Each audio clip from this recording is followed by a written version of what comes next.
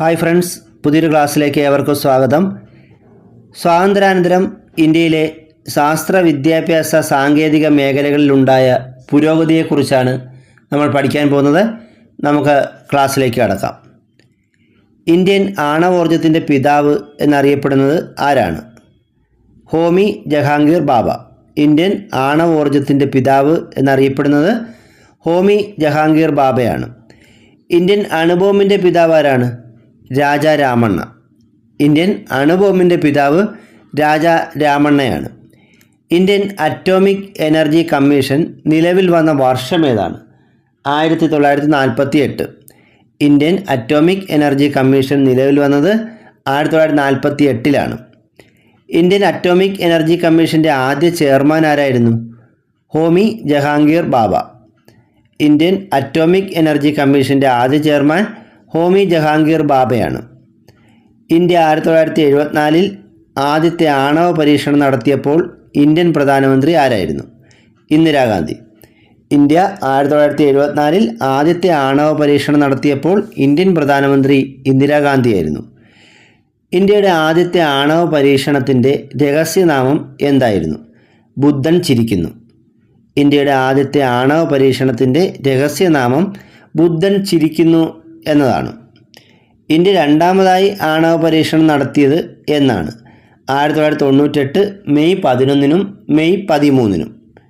India ആദ്യമായി ആണവ പരീക്ഷണം നടത്തിയത് 1974 ഇന്ത്യ രണ്ടാമതായി ആണവ പരീക്ഷണം നടത്തിയത് 1998 മെയ് 11 മെയ് 13 ഇന്ത്യയുടെ ആദ്യ ആണവ പരീക്ഷണത്തിന് നേതൃത്വം നൽകിയ ശാസ്ത്രജ്ഞൻ ആരാണ്?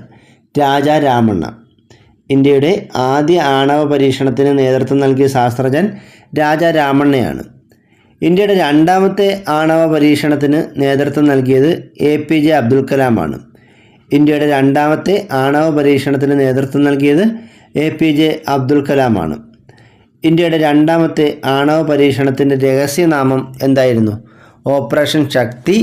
മറ്റൊരു പേരിൽ കൂടി അറിയപ്പെട്ടിരുന്നു. അത് ബുദ്ധൻ വീണ്ടും ചിരിക്കുന്നു എന്നതാണ്. ഇന്ത്യയുടെ രണ്ടാമത്തെ ആണവ പരീക്ഷണത്തിൻ്റെ രഹസ്യനാമം ഓപ്പറേഷൻ ശക്തി എന്നാണ്. ഇതറിയപ്പെട്ട മറ്റൊരു പേര് ബുദ്ധൻ വീണ്ടും ചിരിക്കുന്നു എന്നതാണ്. ഇന്ത്യയിൽ സാങ്കേതിക വിദ്യാ ദിനമായി ആചരിക്കുന്നത് എന്നാണ്? മെയ് 11. ഇന്ത്യയിൽ സാങ്കേതിക വിദ്യാ ദിനമായി ആചരിക്കുന്നത് മെയ് 11. ഇന്ത്യ ഹൈഡ്രജൻ ബോംബ് പരീക്ഷണം നടത്തിയ വർഷം ഏതാണ്? 1998. ഇന്ത്യ ഹൈഡ്രജൻ ബോംബ് പരീക്ഷണം നടത്തിയ വർഷം 1998. 1998 ഇന്ത്യയുടെ രണ്ടാമത്തെ ആണവ പരീക്ഷണം നടത്തിയ സമയത്ത് ഇന്ത്യൻ പ്രധാനമന്ത്രി ആരായിരുന്നു? അടൽ ബിഹാരി വാജ്പേയി. 1998 ഇന്ത്യയുടെ രണ്ടാമത്തെ ആണവ പരീക്ഷണം നടത്തിയ സമയത്ത് ഇന്ത്യൻ പ്രധാനമന്ത്രി അടൽ ബിഹാരി വാജ്പേയി ആയിരുന്നു. ഇന്ത്യയിലെ ഏറ്റവും വലിയ അറ്റോമിക് റിസർച്ച് സെൻറ്റർ ഏതാണ്? ബാബ അറ്റോമിക് റിസർച്ച് സെൻറ്റർ അഥവാ ബാർക്ക്. ഇന്ത്യയിലെ ഏറ്റവും വലിയ അറ്റോമിക് റിസർച്ച് സെൻറ്റർ ബാബ അറ്റോമിക് റിസർച്ച് സെൻറ്റർ അഥവാ ബാർക്കാണ്. ഇന്ത്യയുടെ ആദ്യത്തെ ആണവ ഗവേഷണ നിലയം ഏതാണ്? ബാബ അറ്റോമിക് റിസർച്ച് സെൻറ്റർ. ഇന്ത്യയുടെ ആദ്യത്തെ ആണവ ഗവേഷണ നിലയം ബാബ അറ്റോമിക് റിസർച്ച് സെൻറ്റർ അഥവാ ബാർക്കാണ്. ബാബ അറ്റോമിക് റിസർച്ച് സെൻറ്റർ മുമ്പ് അറിയപ്പെട്ടിരുന്ന പേരെന്താണ്? Atomic energy establishment. Bhabha atomic research centre മുമ്പ് അറിയപ്പെട്ടിരുന്ന പേര് അറ്റോമിക് എനർജി എസ്റ്റാബ്ലിഷ്മെൻറ്റ് എന്നാണ്. ബാബ അറ്റോമിക് റിസർച്ച് സെൻറ്ററിൻ്റെ ആദ്യ ഡയറക്ടർ ആരായിരുന്നു? ഹോമി ജഹാംഗീർ ബാബ. ബാബ അറ്റോമിക് റിസർച്ച് സെൻറ്ററിൻ്റെ ആദ്യ ഡയറക്ടർ ഹോമി ജഹാംഗീർ ബാബയായിരുന്നു. ബാബ അറ്റോമിക് റിസർച്ച് സെൻറ്ററിൻ്റെ ആസ്ഥാനം എവിടെയാണ്? ട്രോംബെ. ബാബ അറ്റോമിക് റിസർച്ച് സെൻറ്ററിൻ്റെ ആസ്ഥാനം ട്രോംബെയാണ്. Centre for cultural resource and training രൂപീകരിച്ച വർഷം ഏതാണ്? 1979. Centre for cultural resource and training രൂപീകരിച്ച വർഷം 1979. ഇതിൻ്റെ ആസ്ഥാനം ന്യൂഡൽഹിയാണ്. ലോകത്തിലെ ഏറ്റവും പ്രാചീന സർവകലാശാല ഏതാണ്? തക്ഷശില. ലോകത്തിലെ ഏറ്റവും പ്രാചീന സർവകലാശാല തക്ഷശിലയാണ്. തക്ഷശിലയുടെ അവശിഷ്ടങ്ങൾ കണ്ടെത്തിയ സ്ഥലം ഏതാണ്? റാവൽപിണ്ടി. പാകിസ്ഥാനിലെ റാവൽപിണ്ടിയിലാണ് തക്ഷശില സർവകലാശാലയുടെ അവശിഷ്ടങ്ങൾ കണ്ടെത്തിയത്. നളന്ദ സർവകലാശാലയുടെ അവശിഷ്ടങ്ങൾ കണ്ടെത്തിയ സ്ഥലം ഏതാണ്? പാട്ന. ബീഹാറിലെ പാട്നയിലാണ് നളന്ദ സർവകലാശാലയുടെ അവശിഷ്ടങ്ങൾ കണ്ടെത്തിയത്. നളന്ദ സർവകലാശാല വീണ്ടും പ്രവർത്തനം ആരംഭിച്ചതെന്നാണ് 2010 നവംബർ 25. നളന്ദ സർവകലാശാല വീണ്ടും പ്രവർത്തനം ആരംഭിച്ചത് 2010 നവംബർ 25-നാണ്. തക്ഷശിലയെ യുനെസ്കോയുടെ ലോക പൈതൃക പട്ടികയിൽ ഉൾപ്പെടുത്തിയ വർഷം ഏതാണ്? 1980. തക്ഷശിലയെ യുനെസ്കോയുടെ ലോക പൈതൃക പട്ടികയിൽ ഉൾപ്പെടുത്തിയ വർഷം 1980-ആണ്. നളന്ദ സർവകലാശാലയെ യുനെസ്കോയുടെ ലോക പൈതൃക പട്ടികയിൽ ഉൾപ്പെടുത്തിയ വർഷം ഏതാണ്? 2016. നളന്ദ സർവകലാശാലയെ യുനെസ്കോയുടെ ലോക പൈതൃക പട്ടികയിൽ ഉൾപ്പെടുത്തിയ വർഷം 2016-ആണ്. ഇന്ത്യയിലെ ആദ്യത്തെ വനിതാ കോളേജ് ഏതാണ്? Bethune college. ഇത് കൊൽക്കത്തയിലാണ് സ്ഥാപിച്ചത്. ഇന്ത്യയിലെ ആദ്യത്തെ വനിതാ കോളേജ് ബെദൂൻ കോളേജാണ്. കൊൽക്കത്തയിലാണ് ബെദൂൻ കോളേജ് സ്ഥാപിച്ചത്. മദ്രാസ് യൂണിവേഴ്സിറ്റി സ്ഥാപിക്കപ്പെട്ട വർഷം ഏതാണ്? 1857. മദ്രാസ് യൂണിവേഴ്സിറ്റി സ്ഥാപിക്കപ്പെട്ട വർഷം 1857-ആണ്. ബനാറസ് സംസ്കൃത കോളേജ് സ്ഥാപിച്ച ആരാണ്? Jonathan Duncan. 1791 ബനാറസ് സംസ്കൃത കോളേജ് സ്ഥാപിച്ചത് ജോനാഥൻ ഡങ്കനാണ്. ബനാറസ് സംസ്കൃത കോളേജ് ഇപ്പോൾ അറിയപ്പെടുന്ന പേരെന്താണ്? സമ്പൂർണ്ണാനന്ദ് സംസ്കൃത സർവകലാശാല. ബനാറസ് സംസ്കൃത കോളേജ് ഇപ്പോൾ അറിയപ്പെടുന്ന പേര് സമ്പൂർണ്ണാനന്ദ് സംസ്കൃത സർവകലാശാല എന്നാണ്.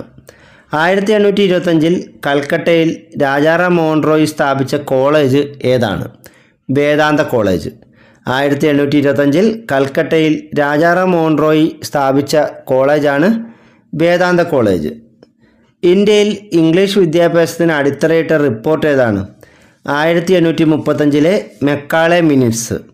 ഇന്ത്യയിൽ ഇംഗ്ലീഷ് വിദ്യാഭ്യാസത്തിന് അടിത്തറയിട്ട റിപ്പോർട്ട് 1835 മെക്കാളെ മിനിറ്റ്സ് ആണ്.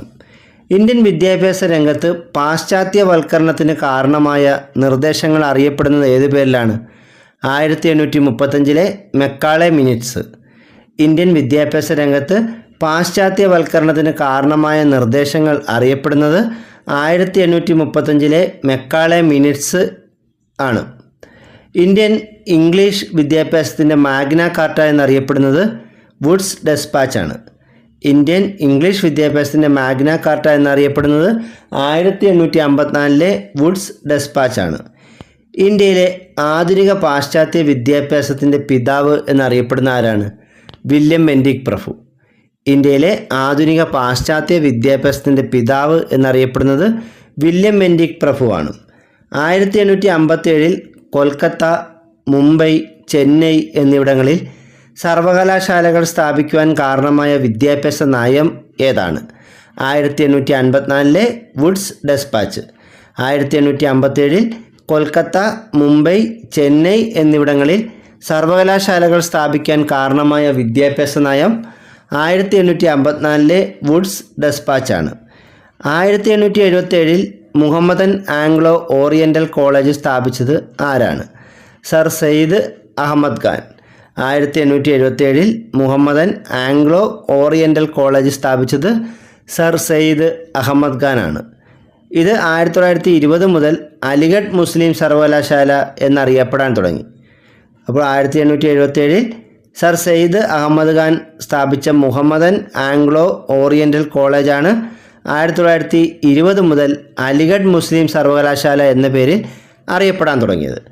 അലിഗഡ് സർവകലാശാലയുടെ ആസ്ഥാനം ഉത്തർപ്രദേശിലെ അലിഗഡാണ്. 1884 ഡെക്കാൻ എഡ്യൂക്കേഷൻ സൊസൈറ്റി സ്ഥാപിച്ചത് ആരൊക്കെ ചേർന്നാണ്? ബാലഗംഗാധര തിലകനും ജി അഗാർക്കറും. 1884 ഡെക്കാൻ എഡ്യൂക്കേഷൻ സൊസൈറ്റി സ്ഥാപിച്ച ആരൊക്കെ ചേർന്നാണ്? ബാലഗംഗാധര തിലകൻ, ജി അഗാർക്കർ.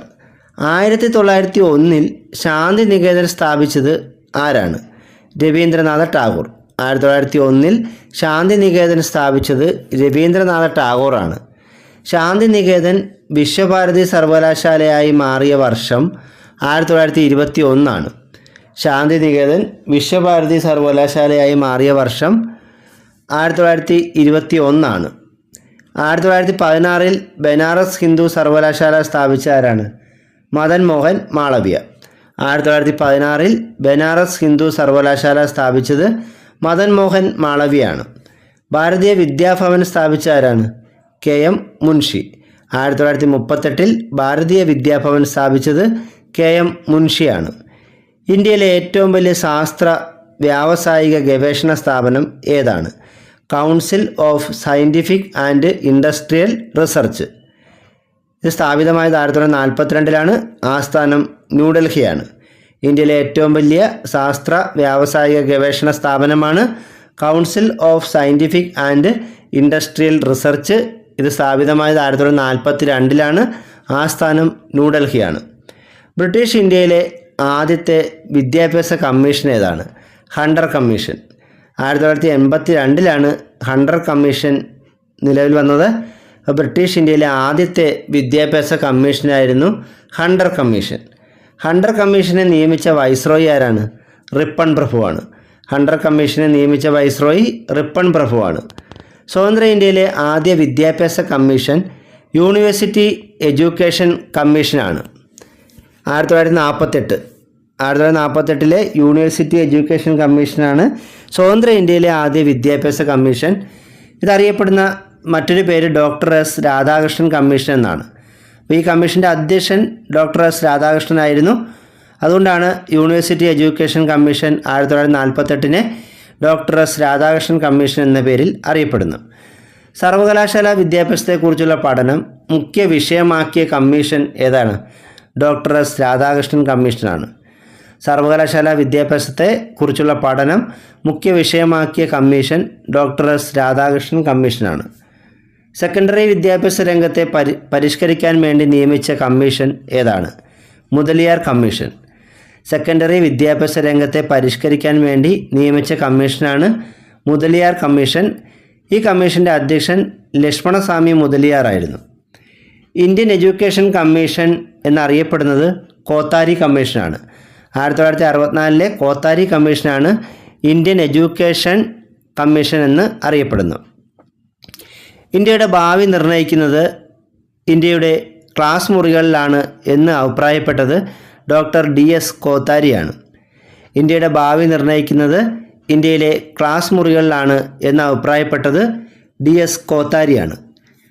10+2+3 മാതൃകയിലുള്ള വിദ്യാഭ്യാസ സംവിധാനം ശുപാർശ ചെയ്ത കമ്മീഷൻ ഏതാണ്? കോത്താരി കമ്മീഷൻ. 10+2+3 മാതൃകയിലുള്ള വിദ്യാഭ്യാസ സംവിധാനം ശുപാർശ ചെയ്ത കമ്മീഷൻ കോത്താരി കമ്മീഷനാണ്.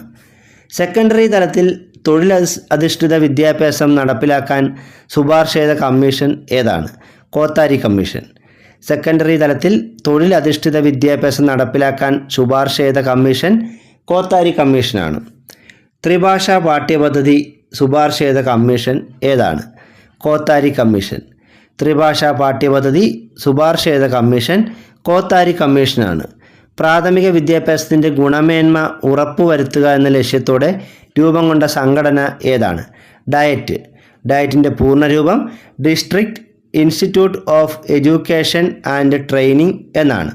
നമ്മുടെ പുതിയ അധ്യാപകർക്ക് LP UP ഒക്കെ കയറുന്ന അധ്യാപകർക്കൊക്കെ പരിശീലനം നൽകുന്ന സ്ഥാപനം കൂടെയാണ് ഡയറ്റ്. പ്രാഥമിക വിദ്യാഭ്യാസത്തിൻ്റെ ഗുണമേന്മ ഉറപ്പുവരുത്തുക എന്ന ലക്ഷ്യത്തോടെ രൂപം കൊണ്ട സംഘടനയാണ് ഡയറ്റ്. ഡയറ്റിൻ്റെ പൂർണ്ണരൂപം എന്താണ്? District institute of education and training.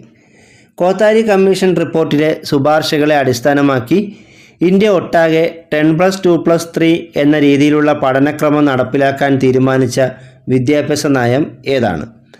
ദേശീയ വിദ്യാഭ്യാസ നയം 1968. കോത്താരി കമ്മീഷൻ റിപ്പോർട്ടിലെ ശുപാർശകളെ അടിസ്ഥാനമാക്കി ഇന്ത്യ ഒട്ടാകെ 10+2+3 എന്ന രീതിയിലുള്ള പഠനക്രമം നടപ്പിലാക്കാൻ തീരുമാനിച്ച വിദ്യാഭ്യാസ നയം ദേശീയ വിദ്യാഭ്യാസ നയം 1968 ഓപ്പറേഷൻ ബ്ലാക്ക് ബോർഡ് പദ്ധതി നിർദ്ദേശിച്ചത് വിദ്യാഭ്യാസ നയം ഏതാണ്? ദേശീയ വിദ്യാഭ്യാസ നയം 1986. ഓപ്പറേഷൻ ബ്ലാക്ക് ബോർഡ് പദ്ധതി നിർദ്ദേശിച്ച വിദ്യാഭ്യാസ നയം ദേശീയ വിദ്യാഭ്യാസ നയം 1986. ദേശീയ വിദ്യാഭ്യാസ നയം 2020 കേന്ദ്ര മന്ത്രിസഭയുടെ അംഗീകാരം ലഭിച്ചതെന്നാണ്? 2020 ജൂലൈ 29. ദേശീയ വിദ്യാഭ്യാസ നയം 2020 കേന്ദ്ര മന്ത്രിസഭയുടെ അംഗീകാരം ലഭിച്ചത് 2020 ജൂലൈ 29.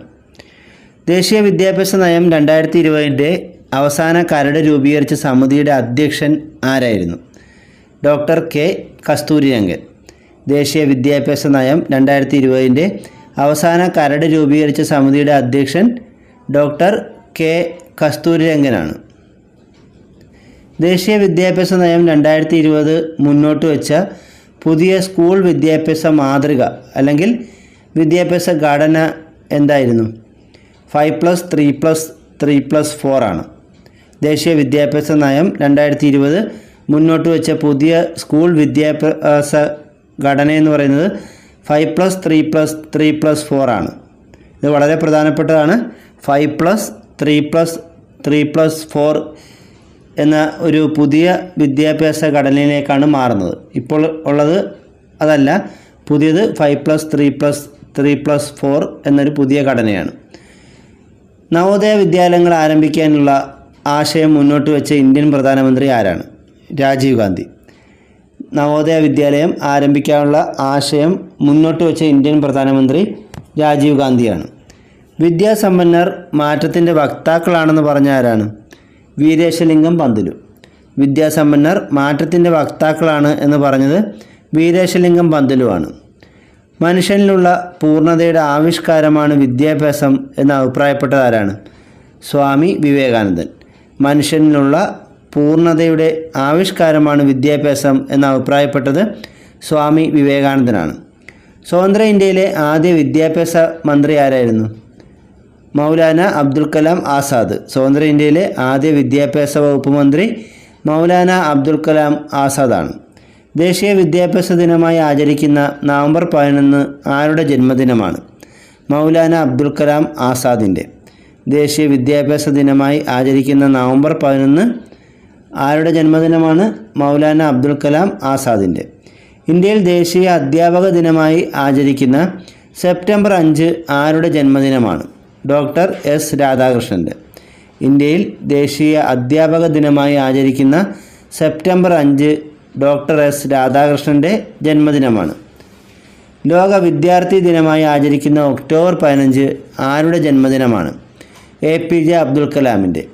ലോക വിദ്യാർത്ഥി ദിനമായി ആചരിക്കുന്ന ഒക്ടോബർ 15 APJ അബ്ദുൽ കലാമിൻ്റെ ജന്മദിനമാണ്. 1912 അൽ ഹിലാൽ എന്ന പ്രസിദ്ധീകരണം ആരംഭിച്ച ആരാണ്? മൗലാന അബ്ദുൽ കലാം ആസാദ്. 1912 അൽ ഹിലാൽ എന്ന പ്രസിദ്ധീകരണം ആരംഭിച്ചത് മൗലാന അബ്ദുൽ കലാം ആസാദാണ്. ലോക ഹിന്ദി ദിനമായി ആചരിക്കുന്നത് എന്നാണ്? ജനുവരി 10. ലോക ഹിന്ദി ദിനം ജനുവരി 10 അന്താരാഷ്ട്ര മാതൃഭാഷാ ദിനം എന്നാണ്? ഫെബ്രുവരി 21. അന്താരാഷ്ട്ര മാതൃഭാഷാ ദിനം ഫെബ്രുവരി 21. ലോക പുസ്തക ദിനം എന്നാണ്? ഏപ്രിൽ 23. ലോക പുസ്തക ദിനം ഏപ്രിൽ 23. ദേശീയ അധ്യാപക ദിനം എന്നാണ്? സെപ്റ്റംബർ 5. ദേശീയ അധ്യാപക ദിനം സെപ്റ്റംബർ 5. അന്താരാഷ്ട്ര സാക്ഷരതാ ദിനം എന്നാണ്? സെപ്റ്റംബർ 8. അന്താരാഷ്ട്ര സാക്ഷരതാ ദിനം സെപ്റ്റംബർ 8. ദേശീയ ഹിന്ദി ദിനം എന്നാണ്? സെപ്റ്റംബർ 14. ദേശീയ ഹിന്ദി ദിനം സെപ്റ്റംബർ 14. തെറ്റിപ്പോകരുത്. ലോക ഹിന്ദി ദിനം ജനുവരി 10 ദേശീയ ഹിന്ദി ദിനം സെപ്റ്റംബർ 14. ലോക അധ്യാപക ദിനം എന്നാണ്? ഒക്ടോബർ 5. ലോക അധ്യാപക ദിനമാണ് ഒക്ടോബർ 5. ഇന്ത്യയുടെ അല്ലെങ്കിൽ ദേശീയ അധ്യാപക ദിനം സെപ്റ്റംബർ 5. തെറ്റിപ്പോകരുത്. അപ്പോൾ ദേശീയ അധ്യാപക ദിനം സെപ്റ്റംബർ 5 ലോക അധ്യാപക ദിനം ഒക്ടോബർ 5. അന്തർദേശീയ വിദ്യാർത്ഥി ദിനം എന്നാണ്? നവംബർ 17. അന്തർദേശീയ വിദ്യാർത്ഥി ദിനം നവംബർ 17. ഇന്ത്യയിൽ വിദ്യാഭ്യാസ തുടർ പഠനങ്ങളുടെ ചുമതല നിർവഹിക്കുന്ന കേന്ദ്ര വിദ്യാഭ്യാസ മന്ത്രാലയം മുമ്പ് അറിയപ്പെട്ടിരുന്ന പേരെന്താണ്? കേന്ദ്ര മാനവ വിഭവശേഷി വികസന മന്ത്രാലയം.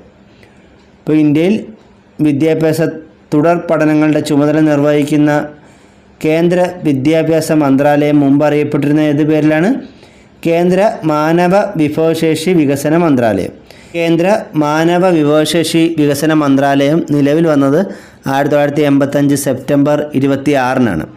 കേന്ദ്ര മാനവ വിഭവശേഷി വികസന മന്ത്രാലയം നിലവിൽ വന്നത് എന്നാണ്? 1985 സെപ്റ്റംബർ 26. സ്കൂൾ വിദ്യാഭ്യാസ രംഗത്തെ പദ്ധതികൾ പരിഷ്കരിക്കുന്നതിനായി 1961 രൂപീകരിക്കപ്പെട്ട സ്ഥാപനം ഏതാണ്? NCERT.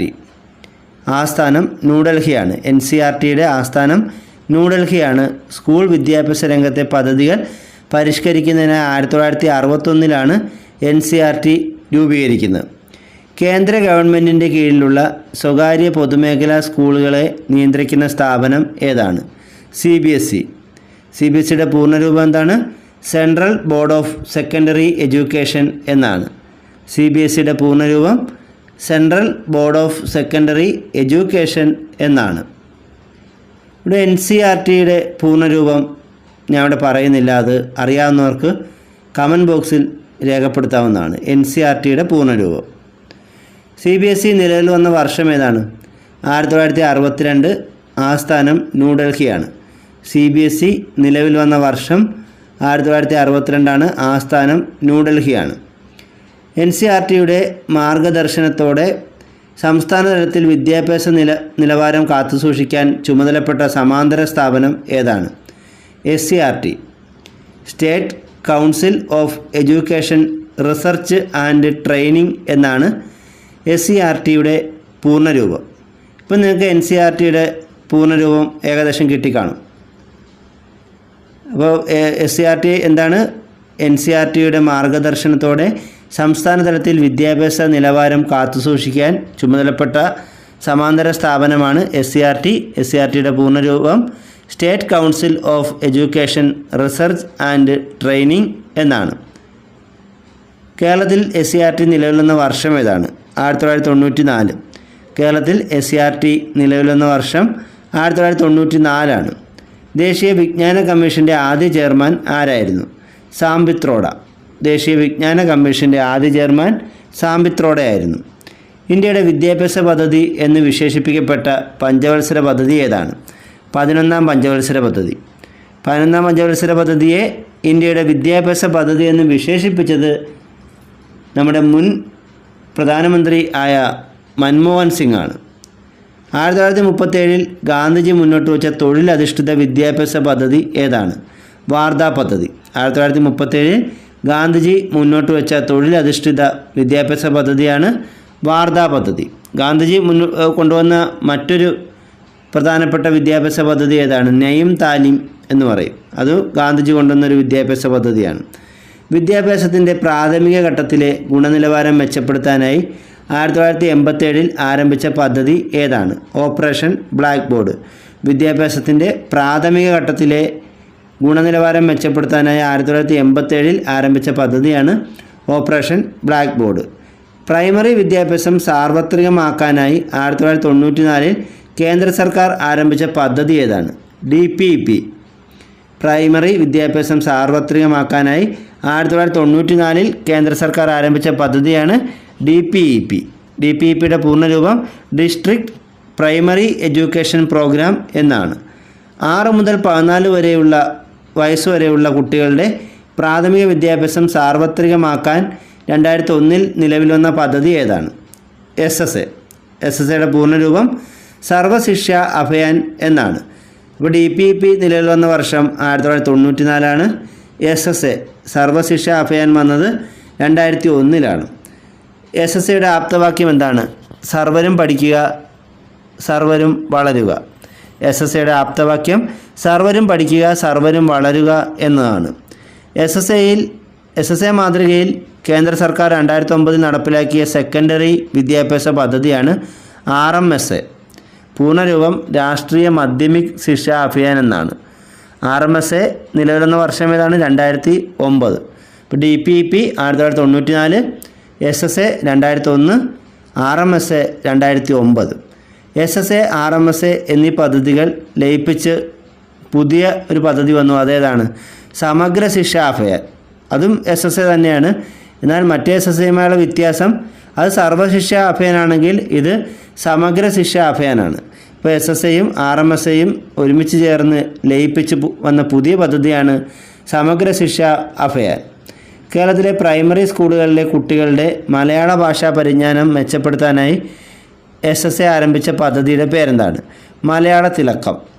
കേരളത്തിലെ പ്രൈമറി സ്കൂളുകളിലെ കുട്ടികളുടെ മലയാള ഭാഷാ പരിജ്ഞാനം മെച്ചപ്പെടുത്താനായി SSA ആരംഭിച്ച പദ്ധതിയാണ് മലയാള തിലക്കം. സ്കൂൾ വിദ്യാഭ്യാസ പ്രകടന നിലവാര സൂചിക പുറത്തിറക്കുന്ന സ്ഥാപനം ഏതാണ്? കേന്ദ്ര വിദ്യാഭ്യാസ മന്ത്രാലയം. സ്കൂൾ വിദ്യാഭ്യാസ പ്രകടന നിലവാര സൂചിക പുറത്തിറക്കുന്ന സ്ഥാപനം കേന്ദ്ര വിദ്യാഭ്യാസ മന്ത്രാലയമാണ്. ആഴ്ചയിൽ 2 ദിവസം അംഗനവാടി കുട്ടികൾക്ക് തേൻ വിതരണം ചെയ്യുന്ന പദ്ധതിയുടെ പേരെന്താണ്? തേൻകണം. ആഴ്ചയിൽ 2 ദിവസം അംഗനവാടി കുട്ടികൾക്ക് തേൻ വിതരണം ചെയ്യുന്ന പദ്ധതിയാണ് തേൻകണം. അംഗനവാടി കുട്ടികൾക്ക് ആഴ്ചയിൽ 2 ദിവസം പാലും മുട്ടയും നൽകുന്ന പദ്ധതി ഏതാണ്? പോഷകബാല്യം.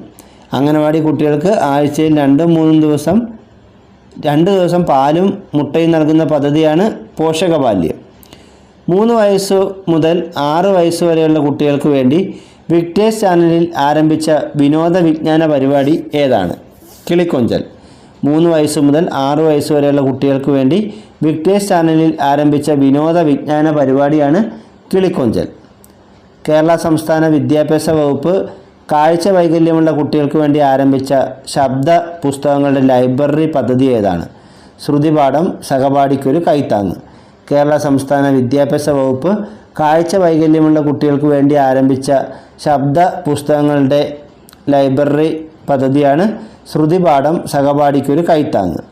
അമ്മമാർക്ക് ഹൈസ്കൂളിലെ ലിറ്റിൽ കൈറ്റ്സ് യൂണിറ്റുകൾ വഴി സൈബർ സുരക്ഷാ പരിശീലനം നൽകുന്ന പദ്ധതി ഏതാണ്?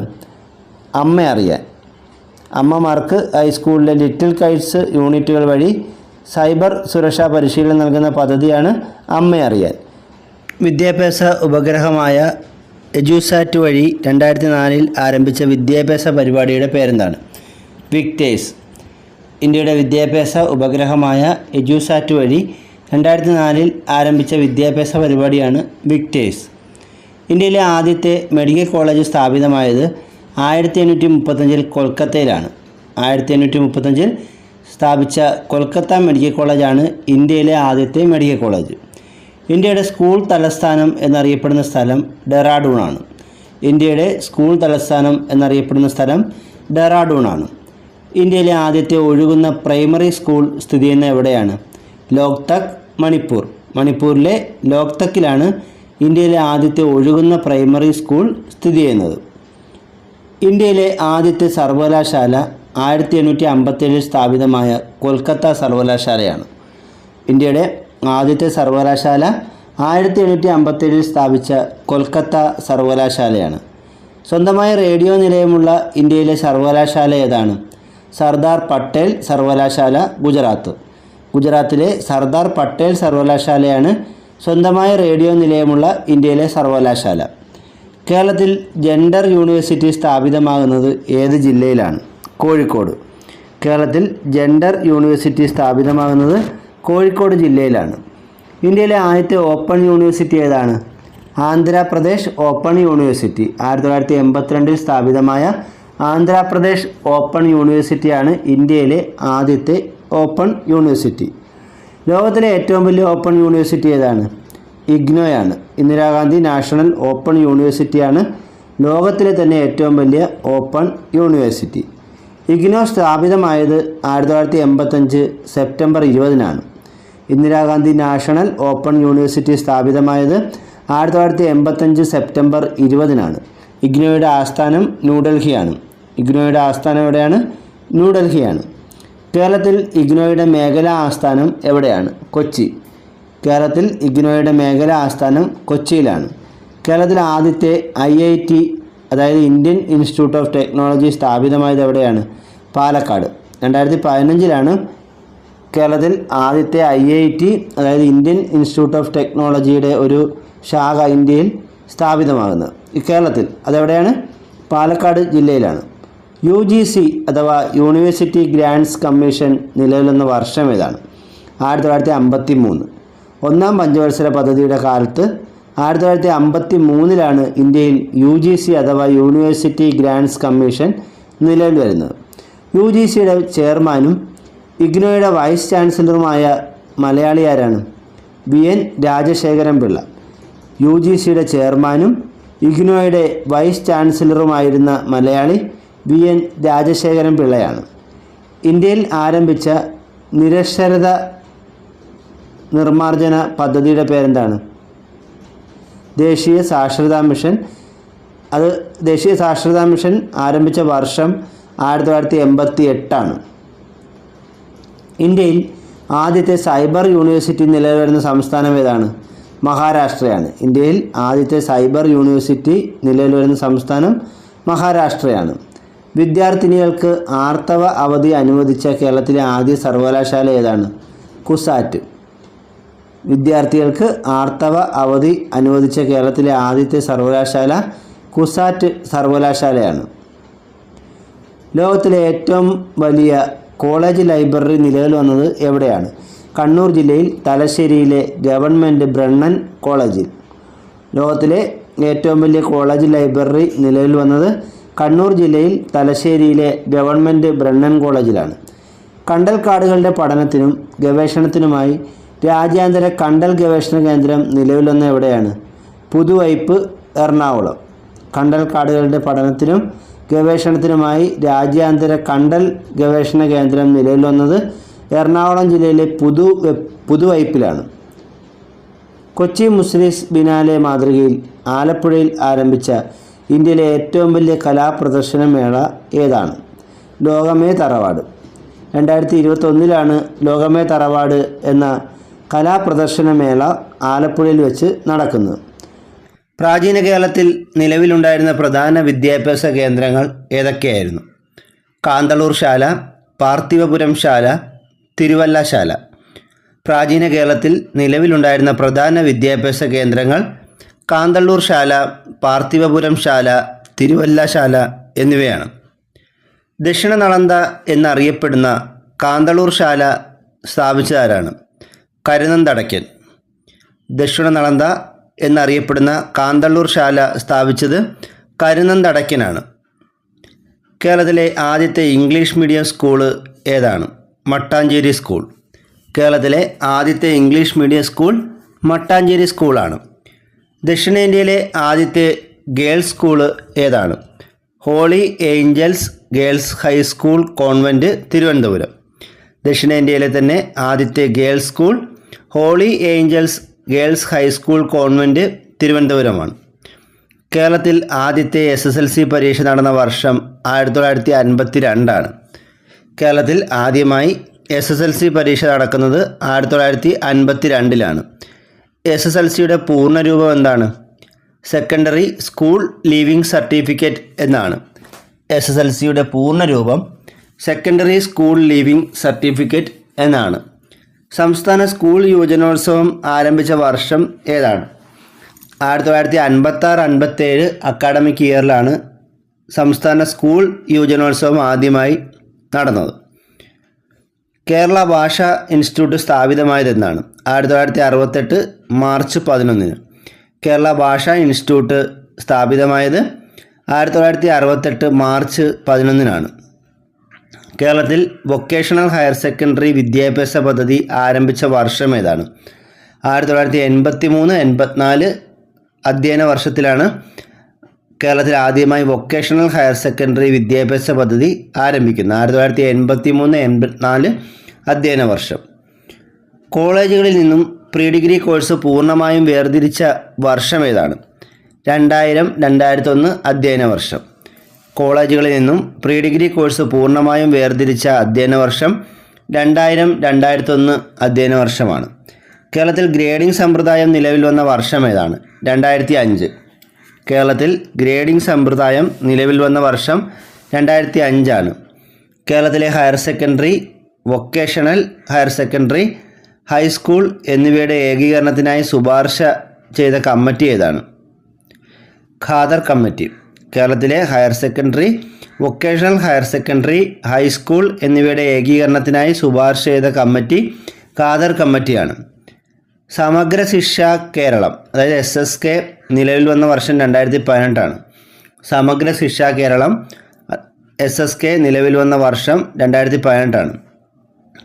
കേരളത്തിൽ സൈനിക് സ്കൂൾ സ്ഥിതി ചെയ്യുന്ന സ്ഥലം ഏതാണ്? തിരുവനന്തപുരത്തെ കഴക്കൂട്ടം. കേരളത്തിലെ സൈനിക സ്കൂൾ സ്ഥിതി ചെയ്യുന്ന സ്ഥലം തിരുവനന്തപുരത്തെ കഴക്കൂട്ടമാണ്. പ്രൈമറി സ്കൂൾ മുതൽ സീനിയർ സെക്കൻഡറി തലം വരെ ഒരു കുടക്കീഴിൽ കൊണ്ടുവരുന്നതിനായി ആരംഭിച്ച പദ്ധതി ഏതാണ്? സമഗ്ര ശിക്ഷ കേരളം. പ്രൈമറി സ്കൂൾ മുതൽ സീനിയർ സെക്കൻഡറി തലം വരെ ഒരു കുടക്കീഴിൽ കൊണ്ടുവരുന്നതിനായി ആരംഭിച്ച പദ്ധതിയാണ് സമഗ്ര ശിക്ഷ കേരളം.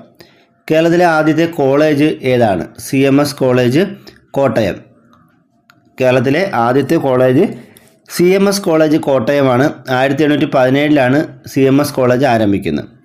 കേരള വിദ്യാഭ്യാസ ബില്ല് 1957 ജൂലൈ 13 കേരള നിയമസഭയിൽ അവതരിപ്പിച്ച ആരാണ്? ജോസഫ് മുണ്ടശ്ശേരി. അന്നത്തെ കേരളത്തിലെ വിദ്യാഭ്യാസ മന്ത്രി, അതായത് കേരളത്തിലെ ആദ്യ വിദ്യാഭ്യാസ വകുപ്പ് മന്ത്രിയായിരുന്നു ജോസഫ് മുണ്ടശ്ശേരി. ജോസഫ് മുണ്ടശ്ശേരിയാണ് 1957 ജൂലൈ 13 കേരള വിദ്യാഭ്യാസ ബില്ല് കേരള നിയമസഭയിൽ അവതരിപ്പിച്ചത്. കേരളത്തിലെ ആദ്യത്തെ വിദ്യാഭ്യാസ നിയമം പ്രാബല്യത്തിൽ വന്നതെന്നാണ്? 1959 ജൂൺ 1. കേരളത്തിലെ ആദ്യത്തെ വിദ്യാഭ്യാസ നിയമം പ്രാബല്യത്തിൽ വന്നത് 1959 June 1. National institute of technology, അതായത് NIT സ്ഥിതി ചെയ്യുന്നത് എവിടെയാണ്? കോഴിക്കോട്. കേരളത്തിൽ നാഷണൽ ഇൻസ്റ്റിറ്റ്യൂട്ട് ഓഫ് ടെക്നോളജി സ്ഥിതി ചെയ്യുന്നത് കോഴിക്കോടാണ്. ഇന്ത്യൻ ഇൻസ്റ്റിറ്റ്യൂട്ട് ഓഫ് മാനേജ്മെൻറ്റ് സ്ഥിതി ചെയ്യുന്നത് കേരളത്തിൽ എവിടെയാണ്? കോഴിക്കോട്.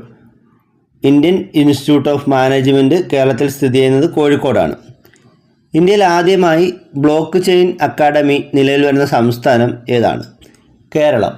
ഇന്ത്യയിൽ ആദ്യമായി ബ്ലോക്ക് ചെയിൻ അക്കാഡമി നിലവിൽ വരുന്ന സംസ്ഥാനം കേരളമാണ്. കേരളത്തിലെ ആദ്യത്തെ മെഡിക്കൽ കോളേജ് ഏതാണ്? Thiruvananthapuram medical college. 1951 കേരളത്തിലെ ആദ്യത്തെ മെഡിക്കൽ കോളേജ് തിരുവനന്തപുരത്ത് സ്ഥാപിതമാകുന്നത്. അധ്യാപകർക്കും വിദ്യാർത്ഥികൾക്കും പാഠപുസ്തകങ്ങൾ ഡൗൺലോഡ് ചെയ്യാൻ കേരള ഗവൺമെൻറ് ആരംഭിച്ച വെബ് പോർട്ടൽ ഏതാണ്? സമഗ്ര വെബ് പോർട്ടൽ. അധ്യാപകർക്കും കുട്ടികൾക്കും പാഠപുസ്തകങ്ങൾ ഡൗൺലോഡ് ചെയ്യാൻ കേരള ഗവൺമെൻറ് ആരംഭിച്ച വെബ് പോർട്ടലാണ് സമഗ്ര. PSC ഉദ്യോഗാർത്ഥികൾക്കും സ്കൂൾ പാഠപുസ്തക ചോദ്യങ്ങൾ പഠിക്കാൻ സമഗ്രയിൽ നിന്നും പാഠപുസ്തകങ്ങൾ ഡൗൺലോഡ് ചെയ്യാവുന്നതാണ്. കേരളത്തിലെ ആദ്യത്തെ സർവകലാശാല ഏതാണ്? തിരുവിതാംകൂർ സർവകലാശാല. 1937 കേരളത്തിലെ ആദ്യത്തെ സർവകലാശാലയായ തിരുവിതാംകൂർ സർവകലാശാല ആരംഭിക്കുന്നത്. തിരുവിതാംകൂർ സർവകലാശാല കേരള സർവകലാശാല ആയ വർഷം ഏതാണ്? 1957. തിരുവിതാംകൂർ സർവകലാശാല കേരള സർവകലാശാല ആയ വർഷം 1957. ഇന്ത്യയിൽ ആദ്യമായി ഡിജിറ്റൽ ഗാർഡൻ നിലവിൽ വന്ന സർവകലാശാല ഏതാണ്? കേരള സർവകലാശാല. ഇന്ത്യയിൽ ആദ്യമായി ഡിജിറ്റൽ ഗാർഡൻ നിലവിൽ വന്ന സർവകലാശാല കേരള സർവകലാശാലയാണ്. തിരുവിതാംകൂർ സർവകലാശാലയുടെ ആദ്യ ചാൻസലർ ആരായിരുന്നു?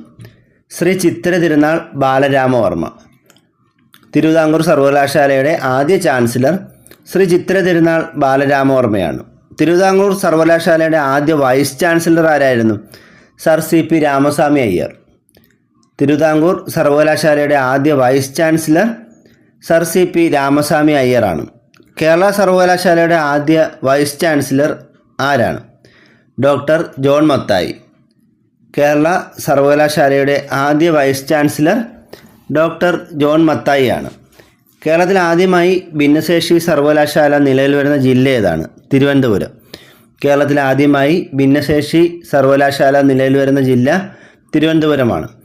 കേരളത്തിലെ രണ്ടാമത്തെയും മലബാർ പ്രദേശത്തെ ആദ്യത്തേതും ആയ സർവകലാശാല ഏതാണ്? കാലിക്കറ്റ് സർവകലാശാല.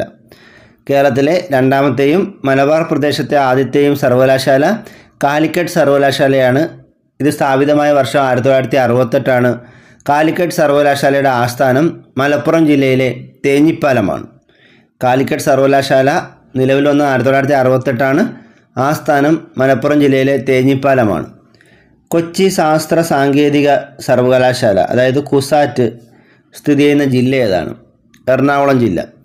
കൊച്ചി ശാസ്ത്ര സാങ്കേതിക സർവകലാശാല അഥവാ കുസാറ്റ് സ്ഥിതി ചെയ്യുന്ന ജില്ല എറണാകുളമാണ്.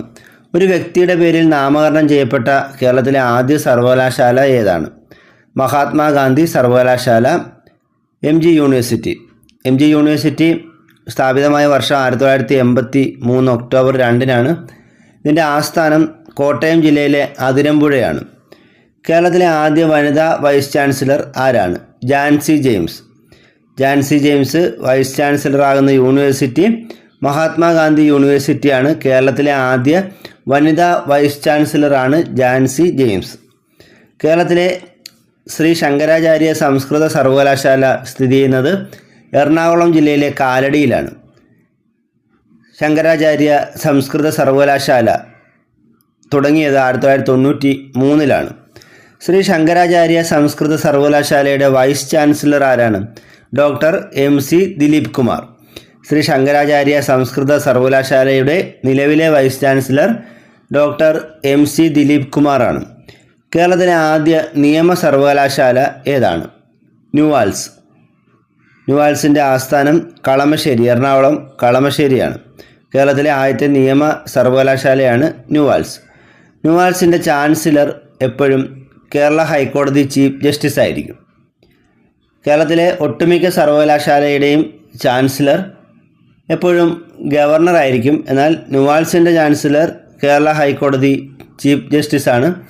അതുപോലെ മാറ്റമുള്ള 1-2 സർവകലാശാലയേ ഉള്ളൂ. കാർഷിക സർവകലാശാലയുടെ മാറ്റമുണ്ട്. അത് കൃഷി മന്ത്രിയായിരിക്കും. കേരളത്തിലെ കൃഷി മന്ത്രിയാണ്. കേരള ടെക്നോളജിക്കൽ യൂണിവേഴ്സിറ്റി അറിയപ്പെടുന്നത് ആരുടെ പേരിലാണ്? APJ അബ്ദുൽ കലാമിൻ്റെ പേരിൽ. കേരള ടെക്നോളജി യൂണിവേഴ്സിറ്റി അറിയപ്പെടുന്നത് APJ അബ്ദുൽ കലാമിൻ്റെ പേരിലാണ്. കേരള ടെക്നോളജിക്കൽ യൂണിവേഴ്സിറ്റി സ്ഥാപിതമായത് 2014 മെയ് 21 ആസ്ഥാനം തിരുവനന്തപുരമാണ്. APJ Abdul Kalam technological university സ്ഥാപിതമായ വർഷം 2014 മെയ് 21 ആസ്ഥാനം തിരുവനന്തപുരമാണ്. തുഞ്ചത്തെഴുത്തച്ഛൻ മലയാള സർവകലാശാല നിലവിൽ വന്നത് 2012 നവംബർ 1 തുഞ്ചത്തെഴുത്തച്ഛൻ മലയാള സർവകലാശാല നിലവിൽ വന്ന വർഷം 2012 നവംബർ 1 തുഞ്ചത്തെഴുത്തച്ഛൻ മലയാള സർവകലാശാലയുടെ ആസ്ഥാനം മലപ്പുറം ജില്ലയിലെ തിരൂർ തുഞ്ചൻ പറമ്പിലാണ്. എഴുത്തച്ഛൻ്റെ ജന്മസ്ഥലമായ മലപ്പുറം ജില്ലയിലെ തിരൂർ തുഞ്ചൻപറമ്പിലാണ് തുഞ്ചത്തെഴുത്തച്ഛൻ മലയാള സർവകലാശാല സ്ഥിതി ചെയ്യുന്നത്. മലയാളം സർവകലാശാലയുടെ പ്രസിദ്ധീകരണമാണ് എഴുത്തോല. എഴുത്തോല ഏത് സർവകലാശാലയുടെ പ്രസിദ്ധീകരണമാണെന്ന് ചോദിച്ചാൽ മലയാളം സർവകലാശാലയുടെ ഒരു പ്രസിദ്ധീകരണമാണ് എഴുത്തോല. മലയാളം സർവകലാശാലയുടെ ആദ്യ വൈസ് ചാൻസലർ ആരാണ്? Doctor K Jayakumar. മലയാളം സർവകലാശാലയുടെ ആദ്യ വൈസ് ചാൻസലർ ഡോക്ടർ K ജയകുമാറാണ്. മലയാള ഭാഷയുടെ വികസനം ലക്ഷ്യമിട്ടുകൊണ്ട് കേരളത്തിൽ ശ്രേഷ്ഠ ഭാഷാ കേന്ദ്രം നിലവിൽ വരുന്നത് എവിടെയാണ്? തുഞ്ചത്തെഴുത്തച്ഛൻ മലയാള സർവകലാശാലയിൽ. മലയാള ഭാഷയുടെ വികസനം ലക്ഷ്യമിട്ടുകൊണ്ട് കേരളത്തിൽ ശ്രേഷ്ഠ ഭാഷാ കേന്ദ്രം നിലവിൽ വരുന്നത് തുഞ്ചത്തെഴുത്തച്ഛൻ മലയാള സർവകലാശാലയിലാണ്. ശ്രീനാരായണ ഗുരു ഓപ്പൺ യൂണിവേഴ്സിറ്റി സ്ഥാപിതമായത് 2020 ഒക്ടോബർ 2 ആസ്ഥാനം എവിടെയാണ്? കൊല്ലം. കൊല്ലം ആസ്ഥാനമായി ശ്രീനാരായണ ഗുരു ഓപ്പൺ യൂണിവേഴ്സിറ്റി സ്ഥാപിതമായത് 2020 ഒക്ടോബർ 2 ശ്രീനാരായണ ഗുരു ഓപ്പൺ യൂണിവേഴ്സിറ്റിയുടെ പ്രഥമ വൈസ് ചാൻസലർ ആരാണ്? Doctor PM Mubarak Pasha.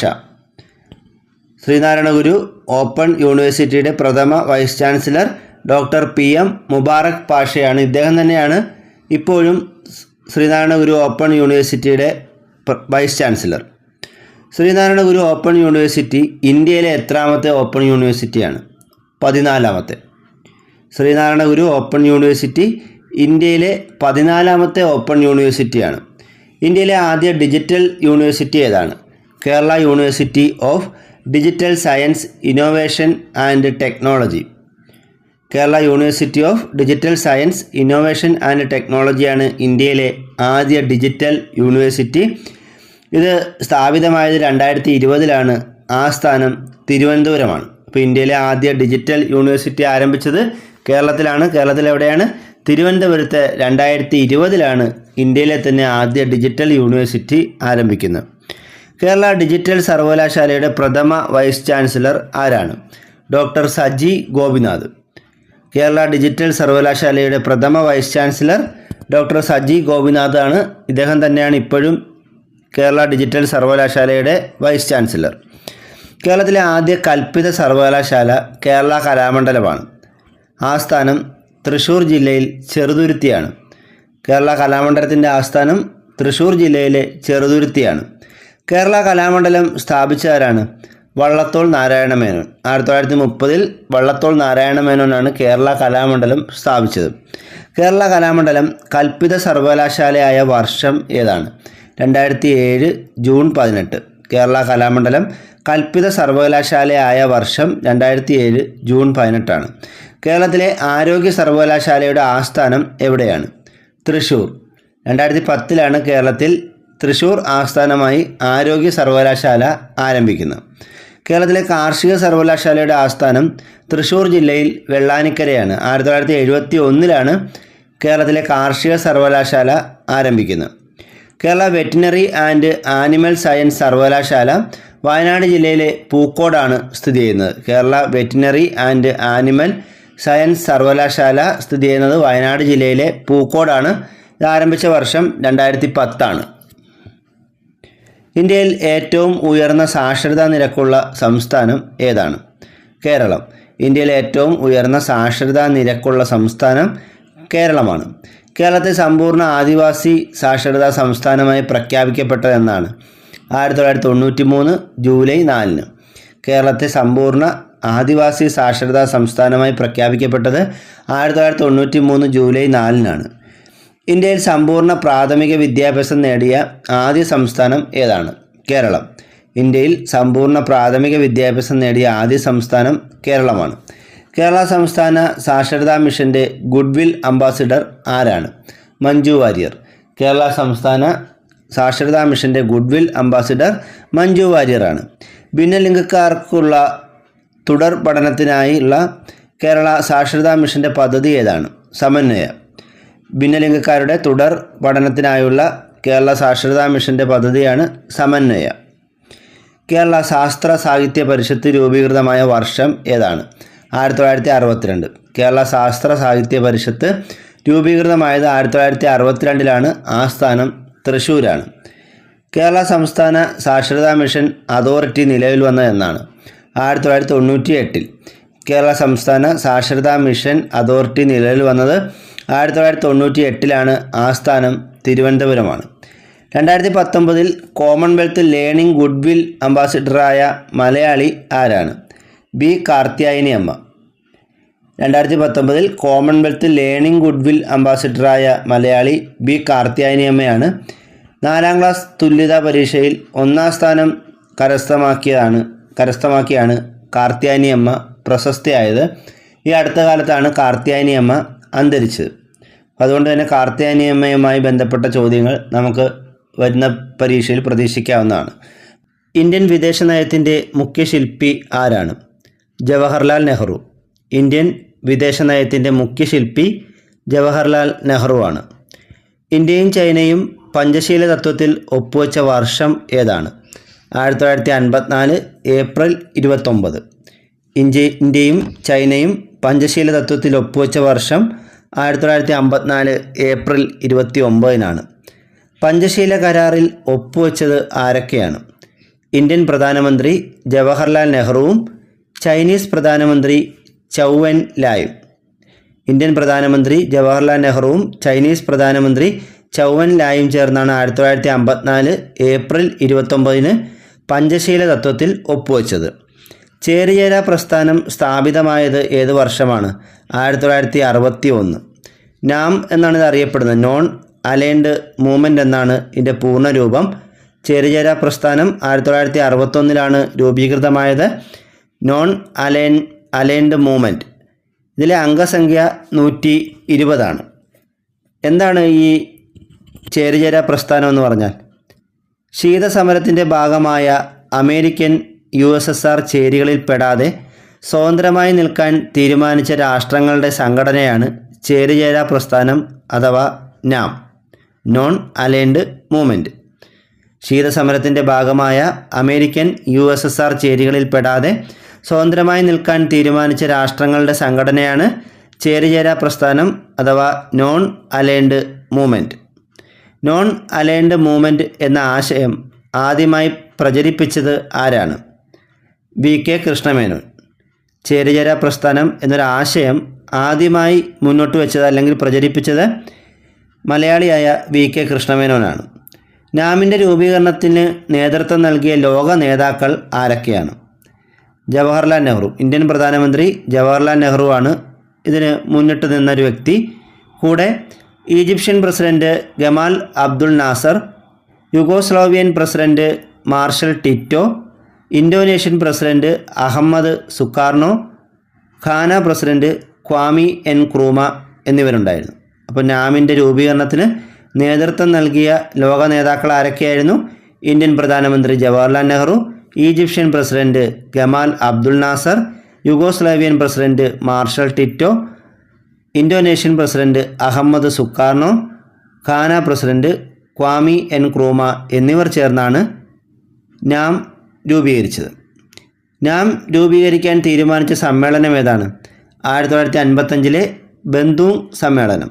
1955 ബന്ധൂങ് സമ്മേളനത്തിലാണ് നാം രൂപീകരിക്കാൻ തീരുമാനിച്ചത്. നാമിൻ്റെ ആദ്യ സമ്മേളനം നടന്നത് എവിടെയാണ്? യുഗോസ്ലാവിയയിലെ ബെൽഗ്രേഡ്. 1961 യുഗോസ്ലാവിയയിലെ ബെൽഗ്രേഡിൽ വെച്ചാണ് ചേരിചേരാ പ്രസ്ഥാനത്തിൻ്റെ ആദ്യ സമ്മേളനം നടന്നത്. അവസാനമായി ചേരിചേരാ പ്രസ്ഥാനത്തിൻ്റെ ഒരു സമ്മേളനം നടക്കുന്നത് 2019 അത് 18ാമത്തെ സമ്മേളനമാണ്. ഈ സമ്മേളനം നടന്നത് അസർബൈജാനിലാണ്. അവസാനമായി ചേരിചേരാ പ്രസ്ഥാനത്തിൻ്റെ സമ്മേളനം നടന്നത് 2019 അസർബൈജാനിൽ വെച്ചാണ്. അതിനുശേഷം നടന്നിട്ടില്ല. 2024 നടക്കേണ്ടതാണ്, അതും ഇതുവരെ നടന്നിട്ടില്ല. 1962 ഇന്ത്യയും ചൈനയും തമ്മിൽ യുദ്ധമുണ്ടാകുന്നതിന് കാരണമായ പ്രധാന വിഷയങ്ങൾ എന്തെല്ലാമാണ്? ടിബറ്റൻ പ്രശ്നവും അതിർത്തി തർക്കവും. 1962 ഇന്ത്യയും ചൈനയും തമ്മിൽ യുദ്ധമുണ്ടാകുന്നതിന് കാരണമായ പ്രധാന വിഷയങ്ങൾ ടിബറ്റൻ പ്രശ്നവും അതിർത്തി തർക്കവുമാണ്. ഇന്ത്യക്കും ചൈനയ്ക്കുമിടയിൽ സ്വതന്ത്രമായി നിലനിൽക്കാൻ ആഗ്രഹിച്ച പ്രദേശം ഏതാണ്? ടിബറ്റാണ്. ഇന്ത്യക്കും ചൈനയ്ക്കുമിടയിൽ സ്വതന്ത്രമായി നിലനിൽക്കാൻ ആഗ്രഹിച്ച പ്രദേശം ടിബറ്റാണ്. 1966 ജനുവരി 10 ഇന്ത്യയും പാകിസ്ഥാനും തമ്മിൽ ഒപ്പുവെച്ച ഉടമ്പടി ഏതാണ്? താഷ്കൻഡ് കരാർ. 1966 ജനുവരി 10 ഇന്ത്യയും പാകിസ്ഥാനും തമ്മിൽ ഒപ്പുവെച്ച ഉടമ്പടിയാണ് താഷ്കൻഡ് കരാർ. ഈ താഷ്കൻഡ് കരാറിൽ ഒപ്പുവെച്ചത് ആരൊക്കെയാണ്? ഇന്ത്യൻ പ്രധാനമന്ത്രി ലാൽ ബഹാദൂർ ശാസ്ത്രിയും പാകിസ്ഥാൻ പ്രസിഡന്റ് അയൂബ് ഖാനും കൂടെയാണ് ഈ 1966 ജനുവരി 10 താഷ്കൻഡ് കരാറിൽ ഒപ്പുവെച്ചത്. ഇന്ത്യൻ പ്രധാനമന്ത്രി ലാൽ ബഹാദൂർ ശാസ്ത്രിയും പാക് പ്രസിഡന്റ് അയൂബ് ഖാനും. 1971 ഇന്ത്യ പാക് യുദ്ധത്തിന് കാരണം എന്തായിരുന്നു? ബംഗ്ലാദേശ് രൂപീകരണമാണ്. 1974 ഇന്ത്യ പാക് യുദ്ധത്തിന് കാരണം ബംഗ്ലാദേശ് രൂപീകരണവുമായി ബന്ധപ്പെട്ടാണ് 1971 ഇന്ത്യ പാക് യുദ്ധം നടന്നത്. ഇന്നത്തെ ബംഗ്ലാദേശ് അന്ന് അറിയപ്പെട്ടിരുന്ന ഏത് പേരിലാണ്? കിഴക്കൻ പാകിസ്ഥാൻ. ഇന്നത്തെ ബംഗ്ലാദേശ് അന്ന് അറിയപ്പെട്ടിരുന്നത് കിഴക്കൻ പാകിസ്ഥാൻ എന്ന പേരിലാണ്. പൂർവ്വ പാകിസ്ഥാൻ എന്നൊക്കെ പറയുമായിരുന്നു. ബംഗ്ലാദേശ് എന്ന രാജ്യം നിലവിൽ വന്ന വർഷം ഏതാണ്? 1971. ബംഗ്ലാദേശ് നിലവിൽ വന്നത് 1971. ബംഗ്ലാദേശിലെ ആദ്യ പ്രധാനമന്ത്രി ആരാണ്? ഷെയ്ഖ് മുജിബുൾ റഹ്മാൻ. ബംഗ്ലാദേശിലെ ആദ്യ പ്രധാനമന്ത്രി ഷെയ്ഖ് മുജിബുൾ റഹ്മാനാണ്. ഇന്ത്യയും പാകിസ്ഥാനും തമ്മിൽ സിംല കരാർ ഒപ്പിട്ട വർഷം ഏതാണ്? 1972 ജൂൺ 3. ഇന്ത്യയും പാകിസ്ഥാനും തമ്മിൽ സിംല കരാർ ഒപ്പിട്ട വർഷം 1972 ജൂൺ 3. ഇന്ത്യൻ പ്രധാനമന്ത്രി ഇന്ദിരാഗാന്ധിയും പാക് പ്രധാനമന്ത്രി സുൽഫിക്കർ അലി ഭൂട്ടോയും ചേർന്നാണ് സിംല കരാറിൽ ഒപ്പിട്ടത്. വർഷം 1972 ജൂൺ 3. ഇനി നമുക്ക് 1951 ശേഷമുള്ള രാഷ്ട്രീയ ചരിത്രമാണ് പഠിക്കേണ്ടത്. ഇന്ത്യയിൽ ആദ്യത്തെ പൊതു തെരഞ്ഞെടുപ്പ് നടന്നത് 1951-52 കാലഘട്ടത്തിലാണ്. അതായത് 1951 ഒക്ടോബർ 25 മുതൽ 1952 ഫെബ്രുവരി 21 വരെയാണ് ഇന്ത്യയിലെ ആദ്യത്തെ പൊതു തെരഞ്ഞെടുപ്പ് നടന്നത്. സ്വതന്ത്ര ഇന്ത്യയിലെ ആദ്യത്തെ വോട്ടർ ആരാണ്? ശ്യാം ശരൺ നേഗി. ഒരുപാട് പരീക്ഷകളിൽ ചോദിച്ചിട്ടുള്ള ചോദ്യമാണ്. സ്വതന്ത്ര ഇന്ത്യയിലെ ആദ്യ വോട്ടർ ആരാണെന്ന്. ശ്യാം ശരൺ നേഗി. ഇന്ത്യയുടെ ആദ്യ ലോക്സഭാ തെരഞ്ഞെടുപ്പിൽ ഏറ്റവും കൂടുതൽ സീറ്റ് നേടിയ അധികാരത്തിൽ വന്ന പാർട്ടി ഏതാണ്? ഇന്ത്യൻ നാഷണൽ കോൺഗ്രസ് ആണ്. 364 സീറ്റ് നേടിയാണ് ആദ്യ ലോക്സഭാ തെരഞ്ഞെടുപ്പിൽ ഇന്ത്യൻ നാഷണൽ കോൺഗ്രസ് അധികാരത്തിൽ വന്നത്. സ്വതന്ത്ര ഇന്ത്യയിലെ പ്രഥമ മന്ത്രിസഭയിലെ ഉപപ്രധാനമന്ത്രി ആരായിരുന്നു? സർദാർ വല്ലഭായ് പട്ടേൽ. പ്രധാനമന്ത്രി ഞാൻ പറയുന്നില്ല, അത് നിങ്ങൾക്കറിയാം. ആദ്യ പ്രധാനമന്ത്രി ജവഹർലാൽ നെഹ്റുവാണ്. സ്വതന്ത്ര ഇന്ത്യയിലെ പ്രഥമ മന്ത്രിസഭയിലെ ഉപപ്രധാനമന്ത്രിയായിരുന്നു സർദാർ വല്ലഭായ് പട്ടേൽ. ഇതുകൂടാതെ ആദ്യത്തെ മന്ത്രിസഭയിലെ ആഭ്യന്തര വകുപ്പ് മന്ത്രിയും സർദാർ വല്ലഭായ് പട്ടേൽ തന്നെയായിരുന്നു. ഇന്ത്യയിലെ ആദ്യ പ്രതിരോധ മന്ത്രി ബൽദേവ് സിംഗ് ആയിരുന്നു. ഇന്ത്യയിലെ ആദ്യ പ്രതിരോധ വകുപ്പ് മന്ത്രി ബൽദേവ് സിംഗ് ആയിരുന്നു. ഇന്ത്യയിലെ ആദ്യ ധനകാര്യമന്ത്രി ആരായിരുന്നു? ഷൺമുഖം ചെട്ടി. ഇന്ത്യയിലെ ആദ്യ ധനകാര്യമന്ത്രി ഷൺമുഖം ചെട്ടിയായിരുന്നു. ഇന്ത്യയിലെ ആദ്യ നിയമമന്ത്രി BR അംബേദ്കർ. ഇന്ത്യയിലെ ആദ്യ നിയമമന്ത്രി BR അംബേദ്കർ. ഇന്ത്യയിലെ ആദ്യ റെയിൽവേ മന്ത്രിയായത് ഒരു മലയാളിയാണ്. ആരാണ്? ജോൺ മത്തായി. ഇന്ത്യയിലെ ആദ്യ റെയിൽവേ മന്ത്രി മലയാളിയായ ജോൺ മത്തായിയാണ്. ഇന്ത്യയിലെ ആദ്യ വിദ്യാഭ്യാസ മന്ത്രി മൗലാന അബ്ദുൽ കലാം ആസാദാണ്. ഇന്ത്യയിലെ ആദ്യ വിദ്യാഭ്യാസ മന്ത്രി മൗലാന അബ്ദുൽ കലാം ആസാദ്. ഇന്ത്യയിലെ ആദ്യ ആരോഗ്യമന്ത്രി രാജ്കുമാരി അമൃത് കൗറാണ്. ഇന്ത്യയിലെ ആദ്യ ആരോഗ്യമന്ത്രി രാജ്കുമാരി അമൃത് കൗർ. ഇന്ത്യയിലെ ആദ്യ ഭക്ഷ്യ കൃഷി മന്ത്രി ഇന്ത്യയുടെ ആദ്യ രാഷ്ട്രപതി കൂടിയായിരുന്ന ഡോക്ടർ രാജേന്ദ്ര പ്രസാദാണ്. ഇന്ത്യയിലെ ആദ്യ ഭക്ഷ്യ കൃഷി മന്ത്രിയായിരുന്നു ഡോക്ടർ രാജേന്ദ്ര പ്രസാദ്. ഇന്ത്യൻ പാർലമെൻറ്റിൻ്റെ ആദ്യ സംയുക്ത സമ്മേളനം വിളിച്ചുകൂട്ടിയ രാഷ്ട്രപതി ഡോക്ടർ രാജേന്ദ്ര പ്രസാദാണ്. ഏത് വർഷമാണ്? 1961. 1961 ഇന്ത്യൻ പാർലമെൻറ്റിൻ്റെ ആദ്യ സംയുക്ത സമ്മേളനം വിളിച്ചുകൂട്ടിയ രാഷ്ട്രപതി ഡോക്ടർ രാജേന്ദ്ര പ്രസാദാണ്. ഇന്ത്യയിൽ ആദ്യമായി ദേശീയ അടിയന്തരാവസ്ഥ പ്രഖ്യാപിച്ച രാഷ്ട്രപതി ആരാണ്? Doctor S Radhakrishnan. 1962 October 26. 1962 October 26 ഇന്ത്യയിൽ ആദ്യമായി ദേശീയ അടിയന്തരാവസ്ഥ പ്രഖ്യാപിച്ച രാഷ്ട്രപതി ഡോക്ടർ S രാധാകൃഷ്ണനാണ്. അത് 1962 ഇന്ത്യ ചൈന യുദ്ധവുമായി ബന്ധപ്പെട്ടാണ്. 1962 ഇന്ത്യ ചൈന യുദ്ധസമയത്തും 1965 ഇന്ത്യ പാക് യുദ്ധസമയത്തും ഇന്ത്യയിലെ രാഷ്ട്രപതി ഡോക്ടർ S രാധാകൃഷ്ണനായിരുന്നു. ഇന്ത്യയിൽ ആദ്യ ആഭ്യന്തര അടിയന്തരാവസ്ഥ പ്രഖ്യാപിച്ച രാഷ്ട്രപതി ഫക്രുദ്ദീൻ അലി അഹമ്മദാണ്. ശ്രദ്ധിക്കുക, നേരത്തെ നമ്മൾ പറഞ്ഞത് ദേശീയ അടിയന്തരാവസ്ഥയാണ് ഡോക്ടർ S രാധാകൃഷ്ണൻ 1962. എന്നാൽ ഇന്ത്യയിൽ ആദ്യമായി ആഭ്യന്തര അടിയന്തരാവസ്ഥ പ്രഖ്യാപിക്കുന്നത് 1975. അപ്പോൾ ഇന്ത്യയിൽ 1975 ജൂൺ 25 ആദ്യമായി ആഭ്യന്തര അടിയന്തരാവസ്ഥ പ്രഖ്യാപിക്കുന്ന രാഷ്ട്രപതി ഫക്രുദ്ദീൻ അലി അഹമ്മദാണ്. ആ സമയത്ത് ഇന്ത്യൻ പ്രധാനമന്ത്രി ഇന്ദിരാഗാന്ധിയായിരുന്നു. പോക്കറ്റ് വീറ്റോ ഉപയോഗിച്ച ആദ്യ ഇന്ത്യൻ രാഷ്ട്രപതി ആരാണ്? Giani sale Singh. Pocket veto ഉപയോഗിച്ച ആദ്യ ഇന്ത്യൻ രാഷ്ട്രപതി ഗ്യാനി സെയിൽ സിംഗ് ആണ്. 1950 മാർച്ച് 15 നിലവിൽ വന്ന ഇന്ത്യൻ ആസൂത്രണ കമ്മീഷൻ്റെ ആദ്യ ചെയർമാൻ ആരാണ്? ജവഹർലാൽ നെഹ്റു. ഇന്ത്യൻ ആസൂത്രണ കമ്മീഷൻ, അതായത് പ്ലാനിംഗ് കമ്മീഷൻ ഇന്ത്യയിൽ നിലവിൽ വന്നത് 1950 മാർച്ച് 15. അപ്പോൾ ഇന്ത്യൻ പ്ലാനിംഗ് കമ്മീഷൻ്റെ ആദ്യ ചെയർമാൻ ജവഹർലാൽ നെഹ്റു ആണ്. കാരണം പ്ലാനിംഗ് കമ്മീഷൻ്റെ ചെയർമാൻ എപ്പോഴും ആരായിരിക്കും? ഇന്ത്യൻ പ്രധാനമന്ത്രിയായിരിക്കും. വിദേശത്ത് വെച്ച് അന്തരിച്ച ഏക ഇന്ത്യൻ പ്രധാനമന്ത്രി ആരാണ്? ലാൽ ബഹാദൂർ ശാസ്ത്രി. വിദേശത്ത് വെച്ച് അന്തരിച്ച ഏക ഇന്ത്യൻ പ്രധാനമന്ത്രി ലാൽ ബഹാദൂർ ശാസ്ത്രിയാണ്. 1971 ബംഗ്ലാദേശ് രൂപീകരണത്തിന് സഹായം നൽകിയ ഇന്ത്യൻ പ്രധാനമന്ത്രി ആരാണ്? ഇന്ദിരാഗാന്ധി. 1971 ബംഗ്ലാദേശ് രൂപീകരണത്തിന് സഹായം നൽകിയ ഇന്ത്യൻ പ്രധാനമന്ത്രി ഇന്ദിരാഗാന്ധിയാണ്. ഗരീബി ഘടാവോ എന്ന മുദ്രാവാക്യം മുഴക്കിയ ഇന്ത്യൻ പ്രധാനമന്ത്രി ആരാണ്? ഇന്ദിരാഗാന്ധി. 5ാം പഞ്ചവത്സര പദ്ധതി കാലത്താണ് ഇന്ദിരാഗാന്ധി ഗരീബി ഹഠാവോ എന്ന മുദ്രാവാക്യം മുഴക്കിയത്. 1975 ആഭ്യന്തര അടിയന്തരാവസ്ഥ പ്രഖ്യാപിച്ച സമയത്തെ ഇന്ത്യൻ പ്രധാനമന്ത്രി ഇന്ദിരാഗാന്ധിയാണ്. 1975 ഏപ്രിൽ 19 ഇന്ത്യയുടെ ആദ്യ കൃത്രിമ ഉപഗ്രഹമായ ആര്യഭട്ട വിക്ഷേപിച്ചപ്പോൾ ഇന്ത്യൻ പ്രധാനമന്ത്രി ഇന്ദിരാഗാന്ധിയാണ്. ഇന്ത്യയുടെ ആദ്യ കൃത്രിമ ഉപഗ്രഹം ഏതാണ്? ആര്യഭട്ടയാണ്. ആര്യഭട്ട വിക്ഷേപിച്ചതെന്നാണ് 1975 ഏപ്രിൽ 19 ഈ സമയത്തെ ഇന്ത്യൻ പ്രധാനമന്ത്രി ഇന്ദിരാഗാന്ധിയായിരുന്നു. 1974 മെയ് 18 ഇന്ത്യയുടെ ആദ്യ ആണവ പരീക്ഷണം നടത്തിയപ്പോൾ ഇന്ത്യൻ പ്രധാനമന്ത്രി ഇന്ദിരാഗാന്ധിയായിരുന്നു.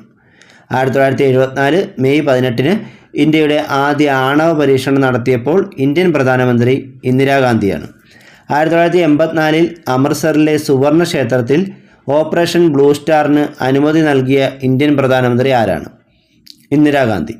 1984 അമൃത്സറിലെ സുവർണ ക്ഷേത്രത്തിൽ ഓപ്പറേഷൻ ബ്ലൂ സ്റ്റാറിന് അനുമതി നൽകിയ ഇന്ത്യൻ പ്രധാനമന്ത്രി ഇന്ദിരാഗാന്ധിയാണ്. റോളിംഗ് പ്ലാൻ കൊണ്ടുവന്ന ഇന്ത്യൻ പ്രധാനമന്ത്രി ആരാണ്? മൊറാർജി ദേശായി. റോളിംഗ് പ്ലാൻ കൊണ്ടുവന്ന ഇന്ത്യൻ പ്രധാനമന്ത്രി മൊറാർജി ദേശായിയാണ്. ദക്ഷിണേന്ത്യയിൽ നിന്നുള്ള ആദ്യ ഇന്ത്യൻ പ്രധാനമന്ത്രി ആരാണ്? PV നരസിംഹറാവു. ദക്ഷിണേന്ത്യയിൽ നിന്നുള്ള ആദ്യ ഇന്ത്യൻ പ്രധാനമന്ത്രി PV നരസിംഹറാവു ആണ്. ഇന്ത്യയിൽ പുത്തൻ സാമ്പത്തിക പരിഷ്കാരങ്ങൾക്ക് തുടക്കം കുറിച്ച പ്രധാനമന്ത്രി ആരാണ്? PV നരസിംഹറാവു.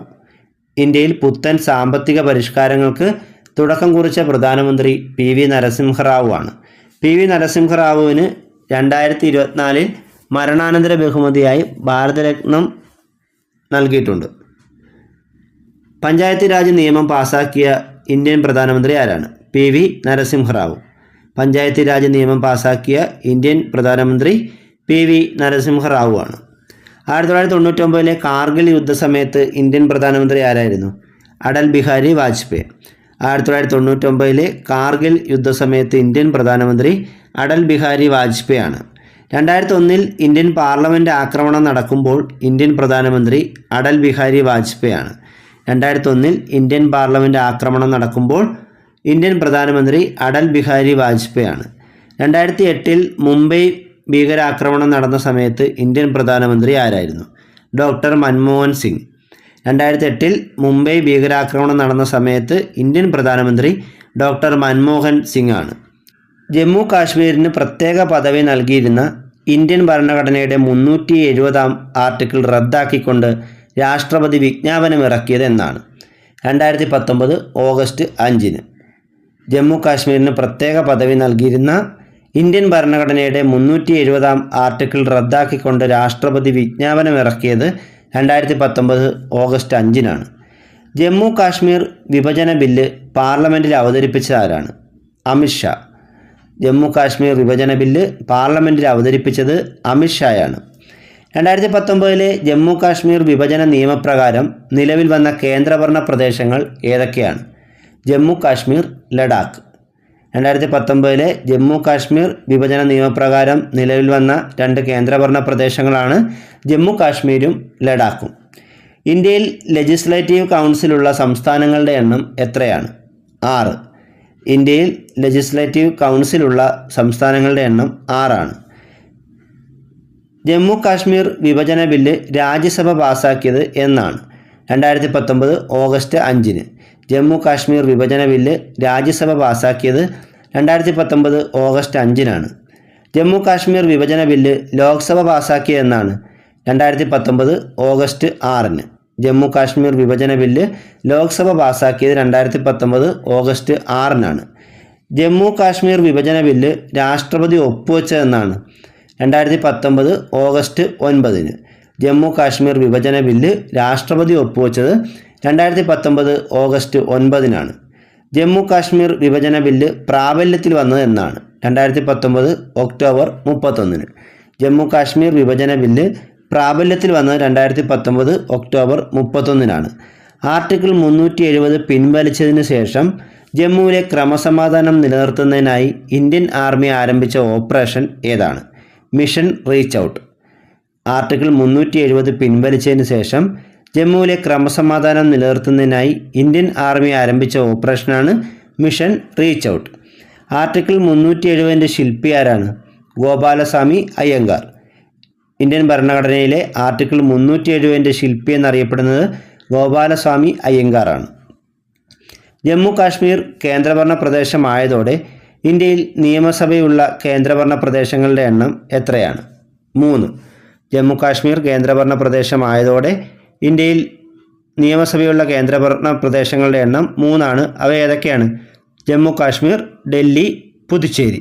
ഇന്ത്യയിൽ നിലവിൽ സംസ്ഥാനങ്ങളുടെ എണ്ണം എത്രയാണ്? 28. ഇന്ത്യയിൽ നിലവിൽ 28 സംസ്ഥാനങ്ങളും 8 കേന്ദ്രഭരണ പ്രദേശങ്ങളുമാണ് ഉള്ളത്. ഇന്ത്യയിൽ നിലവിൽ 28 സംസ്ഥാനങ്ങളും 8 കേന്ദ്രഭരണ പ്രദേശങ്ങളുമാണ് ഉള്ളത്. ഇന്നത്തെ ക്ലാസ് ഇവിടെ അവസാനിച്ചിരിക്കുകയാണ്. കൂടുതൽ അറിവുകളുമായി മറ്റൊരു ക്ലാസ്സിൽ വീണ്ടും കാണാം. Thank you.